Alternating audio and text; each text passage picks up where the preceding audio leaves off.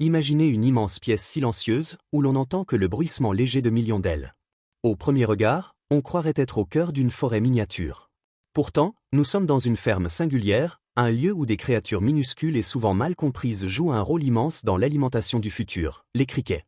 Chaque année, en Chine, près de 500 millions d'entre eux sont élevés pour répondre à une demande qui ne cesse de grandir, tant dans le pays qu'à l'étranger. À l'échelle mondiale, la consommation de criquets atteint environ 1000 tonnes par an, et plus de 100 tonnes sont exportées vers des pays comme le Japon ou les États-Unis. Rien qu'en Chine, les besoins dépassent la centaine de tonnes annuelles, alors que la production locale reste encore inférieure à 10 tonnes.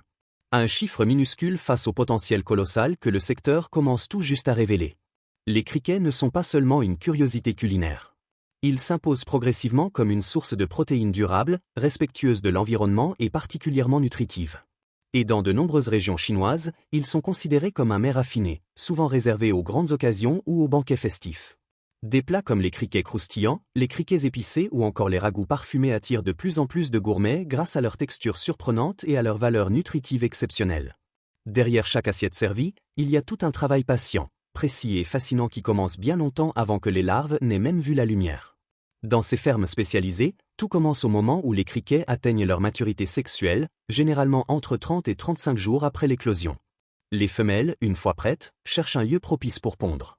Elles sont équipées d'un organe extraordinaire, un oviscapt qui leur permet de creuser de petites cavités dans le sol ou dans des matériaux spécialement préparés par les éleveurs.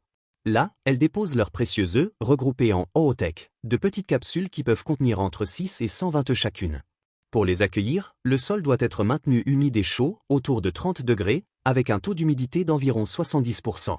Ces conditions recréent presque exactement l'environnement naturel où les criquets prospèrent et se reproduisent depuis des milliers d'années. Dès que les œufs sont pondus, les femelles les recouvrent d'une sorte de gel protecteur, une substance étonnante qui durcit en formant une coque imperméable. Ce revêtement protège les embryons de la sécheresse, du froid et des agressions extérieures jusqu'au moment où ils seront prêts à éclore. Et ce moment arrive vite, en 10 à 12 jours seulement, de minuscules nymphes émergent des œufs. Elles sont fragiles, délicates, mais incroyablement rapides. À peine sorties de leur capsule, elles sont immédiatement transférées dans des salles de croissance conçues pour favoriser leur développement. Ce qui frappe chez ces jeunes criquets, c'est la vitesse à laquelle ils grandissent. En l'espace de quelques semaines, ils muent plusieurs fois, abandonnant leur ancienne peau pour en révéler une nouvelle, plus grande, plus résistante. À chacune de ces étapes, leurs besoins nutritionnels augmentent. Leur alimentation est simple mais riche, herbes fraîches, maïs tendre, blé ou feuilles d'autres plantes cultivées sur place. Leur organisme transforme ces végétaux avec une efficacité impressionnante, ce qui explique leur intérêt croissant dans les systèmes alimentaires durables. Leur croissance rapide fait d'eux non seulement une ressource protéique abondante, mais aussi un produit agricole au potentiel économique prometteur. Puis vient le moment où les nymphes deviennent des adultes, des créatures étonnamment puissantes malgré leur taille modeste. Contrairement à beaucoup d'autres insectes, les criquets adultes sont résistants, capables de parcourir de longues distances et de s'adapter à des environnements variés. Leur corps léger mais solide, leur appétit vorace et leur mobilité exceptionnelle en font des athlètes miniatures du monde animal. Pour maintenir cette énergie et soutenir leur cycle reproductif, ils ont besoin d'une alimentation nutritive et constante. À ce stade, le travail des éleveurs devient encore plus attentif, car les adultes atteignent rapidement la phase où ils offriront la meilleure qualité de chair. En Chine, la récolte se fait généralement autour du 35e jour. C'est un moment crucial, car la qualité finale dépend directement de ce timing précis. On estime que des millions de criquets sont récoltés chaque année dans le pays, contribuant de manière significative à l'approvisionnement mondial. Les fermes chinoises, reconnues pour leur rigueur, suivent des procédés d'une grande finesse afin de garantir une qualité optimale, que ce soit pour la consommation locale ou pour l'exportation. Les criquets les plus beaux, les plus intacts et les plus nutritifs sont préparés pour être vendus frais ou transformés, tandis que les autres peuvent servir à l'alimentation animale ou à des usages variés dans d'autres secteurs. Cette première partie du voyage nous montre à quel point cet insecte, souvent perçu comme un simple nuisible, peut devenir une richesse économique, nutritionnelle et culturelle. Mais son histoire ne s'arrête pas là, car avant d'arriver dans nos assiettes ou nos produits alimentaires, le criquet doit encore passer par plusieurs étapes essentielles. Alors, comment ces petits athlètes du monde naturel deviennent-ils une ressource si précieuse pour les cuisines modernes et les marchés internationaux? Souhaitez-vous découvrir la suite de cette incroyable transformation? Et maintenant, poursuivons ce voyage fascinant au cœur d'un élevage pas comme les autres.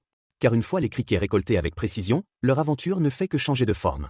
Le véritable travail commence, celui qui transforme ces petits insectes en une ressource alimentaire prisée, respectée et étonnamment polyvalente. Dans de nombreux ateliers spécialisés, les criquets sont triés avec une attention presque artisanale. On observe leur taille, leur couleur, leur état général. Les plus vigoureux, ceux qui présentent une texture parfaite et une intégrité idéale, sont destinés directement à la consommation humaine. Les autres peuvent être séchés, moulus, intégrés dans des formulations pour animaux ou utilisés dans la recherche scientifique. Rien ne se perd, car chaque partie de l'insecte possède un intérêt, une valeur ou un potentiel. Une fois sélectionnés, les criquets sont préparés selon plusieurs méthodes. L'une des plus répandues consiste à les sécher ou à les déshydrater, un procédé qui permet de préserver leurs nutriments tout en garantissant une conservation longue. Dans certains ateliers, ils sont même lyophilisés, une technique qui retire l'eau sans altérer la structure interne. Cette forme très légère est particulièrement prisée pour l'exportation, car elle combine une grande qualité nutritive à une durée de vie remarquable.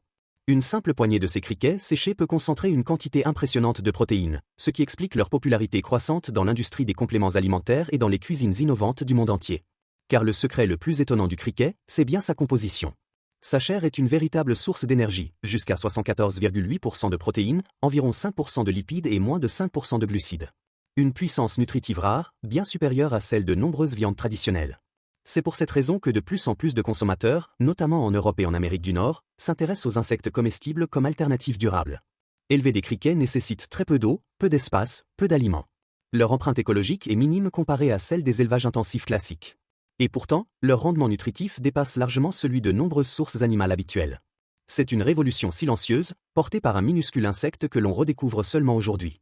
Mais au-delà des chiffres et des bienfaits, il y a aussi la culture. En Chine, les criquets ne sont pas seulement une source de protéines, ils sont depuis longtemps un aliment ancré dans l'histoire culinaire. Dans certains marchés, on les prépare encore de manière traditionnelle, frits jusqu'à obtenir un croustillant doré qui rappelle la légèreté des chips ou la finesse des amandes grillées. Dans d'autres régions, on préfère les sauter avec des piments rouges, de l'ail et des épices locales. Le résultat est un plat à la fois piquant et parfumé, apprécié pour sa texture et son goût généreux. Dans les restaurants haut de gamme, les chefs redoublent d'imagination. Certains les servent avec des légumes croquants, d'autres les intègrent dans des créations modernes qui mêlent tradition et innovation. On peut même trouver des criquets transformés en poudre protéinée, incorporés à des nouilles, à des biscuits, à des barres énergétiques. La gastronomie évolue, et cet insecte autrefois méprisé devient un symbole d'audace et de durabilité. Si le marché intérieur progresse rapidement, le marché international n'est pas en reste. Le Japon, les États-Unis, la Corée du Sud et de nombreux pays européens importent chaque année des centaines de tonnes d'insectes comestibles. Parmi eux, le criquet occupe une place privilégiée grâce à sa douce saveur végétale et à sa polyvalence culinaire. Les entreprises chinoises spécialisées dans l'élevage investissent désormais dans des installations plus modernes pour répondre à cette demande croissante. Mais malgré l'arrivée de machines sophistiquées et de processus automatisés, le cœur du métier reste profondément humain. Les éleveurs connaissent leurs insectes, comprennent leurs besoins, ajustent la température, surveillent l'humidité, adaptent la nourriture. Une attention quotidienne, presque artisanale, qui garantit la qualité exceptionnelle du produit final. Il existe aussi un autre débouché économique, souvent méconnu, la vente d'œufs. Car pour alimenter les élevages du pays, ou même ceux de fermes naissantes à l'autre bout du monde, les hauts-tech de criquets sont devenus une ressource précieuse. Certains agriculteurs, spécialisés uniquement dans la reproduction, vendent leurs œufs à des exploitations plus larges, à des centres éducatifs, à des laboratoires ou à des instituts scientifiques. Ce marché parallèle, discret mais dynamique, à lui seul constitue une activité rentable et stable. Les œufs de qualité se vendent rapidement, car chaque capsule peut donner naissance à des dizaines, parfois plus d'une centaine de nymphes robustes. C'est un investissement minime pour une production rapide, ce qui explique l'essor constant de cette filière. Et pourtant, malgré tout ce potentiel, l'élevage de criquets reste encore largement sous-exploité. Les chiffres parlent d'eux-mêmes, 100 tonnes de demande annuelle pour moins de 10 tonnes produites sur le territoire chinois. Ce décalage immense est une opportunité extraordinaire pour les agriculteurs, les entrepreneurs et les régions rurales qui cherchent à diversifier leurs revenus. Les coûts d'installation sont faibles, les besoins en infrastructures sont limités et la main-d'œuvre nécessaire reste modeste. Mais la clé du succès, comme souvent en agriculture, repose sur le savoir-faire, la patience et la capacité à observer les cycles naturels. Ceux qui se lancent dans cette activité apprennent vite à respecter le rythme des nymphes, les habitudes d'alimentation des adultes, la fragilité des œufs. C'est un métier à part, exigeant mais passionnant. Aujourd'hui, alors que le monde cherche des solutions durables pour nourrir une population croissante, le criquet s'impose comme un candidat sérieux. Une solution qui ne demande ni vaste pâturage, ni rivières entières, ni tonnes de céréales.